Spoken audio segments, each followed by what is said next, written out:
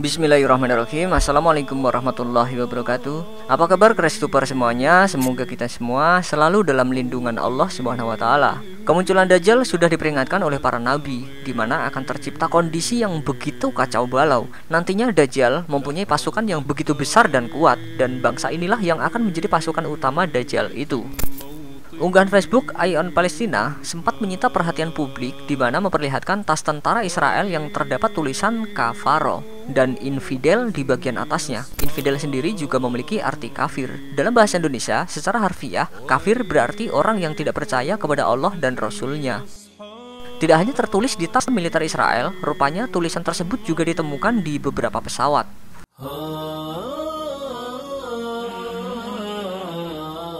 Emblem kafir memang menempel di seragam, topi, baret, dan alutsista Brigade Kafir yang merupakan elemen angkatan bersenjata Israel yang dibentuk pada 2005. Karena sistem huruf Ibrani yaitu bahasa Yahudi, mereka tidak mengenal huruf hidup, maka tulisan Latin yang digunakan adalah KFR, yang diartikan secara bebas sebagai simbolisasi kafaro atau kafir. Dalam bahasa Ibrani, kafir artinya singa atau the lion. Ada juga yang menganggap bahwa pasukan tersebut sebagai singa muda karena unitnya yang baru dibentuk.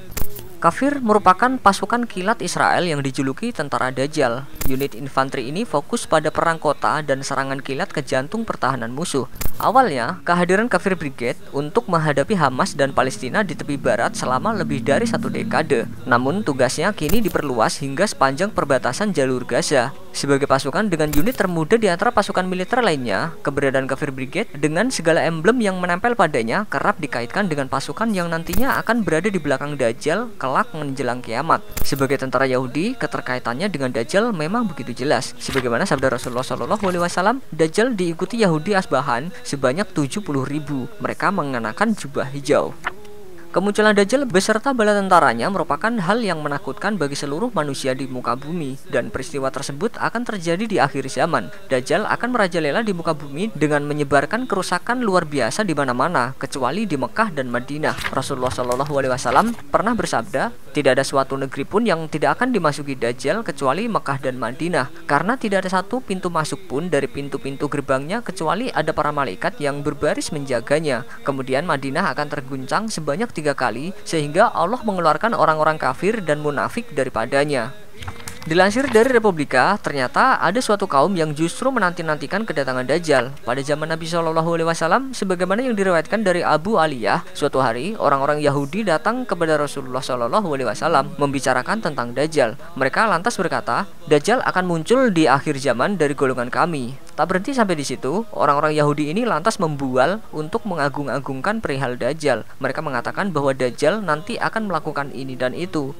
Dalam buku The Diary of Dajjal, karya Noriaga dan Arsenar yang kita lansir dari Sindonews, disebutkan kemunculan Dajjal dari dulu sudah ditunggu-tunggu kaum Yahudi. Dajjal akan mendirikan negara Yahudi dan menjadikan bangsa itu kembali berjaya. Misi mereka menciptakan tatanan dunia baru, di mana dunia akan dibangun di atas ilusi dan materialisme. Adapun yang menjadi senjata utama adalah media massa, pornografi, musik, dan film. Inilah yang akan mengontrol sekaligus meracuni pikiran manusia.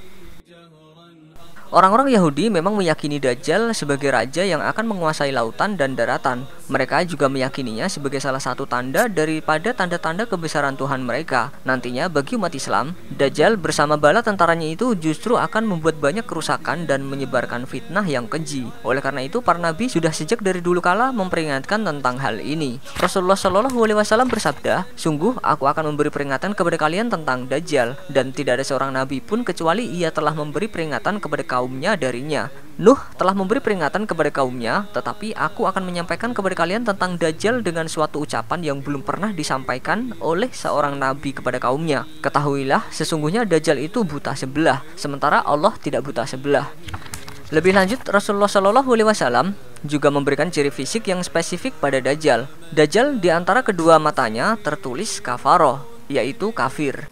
Tulisan kafaro pada pasukan Israel dan ciri fisik pada Dajjal bisa jadi merujuk kepada keterkaitan antara keduanya. Dengan beberapa penjelasan akan hal itu, kiranya bisa membuat umat Islam lebih bertawakal dan berserah diri kepada Allah Subhanahu wa taala yang akan menjauhkan dari segala tipu daya dan fitnah Dajjal. Allah Subhanahu wa taala berfirman dalam surat Al-Maidah ayat 64, "Setiap mereka menyalakan api peperangan, Allah memadamkannya, dan mereka berbuat kerusakan di muka bumi, dan Allah tidak menyukai orang-orang yang membuat kerusakan." Ayat ini berbicara mengenai bangsa Yahudi yang suka membuat kerusakan, menyebar fitnah, mengadu domba, dan pada akhirnya menciptakan peperangan. Mereka pula pihak di belakang upaya pembunuhan banyak Nabiullah alaihimussalam. Catatan sejarah dan keadaan masa kini mengenai kejahatan kaum Yahudi membuat mereka pantas menjadi pihak yang paling menanti dan menyambut kedatangan Dajjal, sehingga wajarlah bila mana Nabi Muhammad SAW menginformasikan kepada kita bahwa saat kemunculan Dajjal untuk menebar puncak fitnah dan kekacauan di muka bumi, maka kumpulan manusia yang akan menjadi pendukung utamanya ialah bangsa Yahudi. Maka mereka akan menjadi prajurit-prajurit utama pasukan Dajjal.